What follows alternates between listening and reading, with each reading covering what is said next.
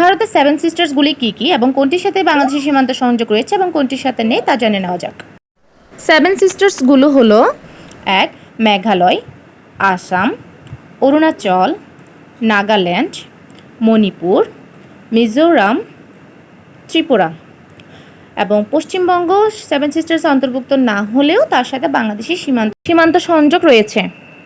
ভারতের seven sisters বা 7টি অঙ্গরাজ্য মনে রাখার টেকনিক হচ্ছে: অমিত্রী নামে আম, অতে হচ্ছে অরুণাচল, মিতে হচ্ছে মিজোরাম, ত্রিতে হচ্ছে ত্রিপুরা, নাতে হচ্ছে নাগাল্যান্ড, মেতে হচ্ছে মেঘালয়, আতে হচ্ছে আসাম, মতে হচ্ছে মণিপুর। অর্থাৎ অমিত্রী নামে আম, এই শুধুমাত্র একটা লাইন দিয়ে আমরা ভারতের সেভেন সিস্টার্সটি মনে রাখতে পারি: অরুণাচল, মিজোরাম, মেঘালয়, ত্রিপুরা, নাগাল্যান্ড, আসাম, মণিপুর। এবার 7টি অঙ্গরাজ্যের মধ্যে যে 3টির সাথে বাংলাদেশের কোনো সীমান্ত সংযোগ নেই তা হলো অনাম।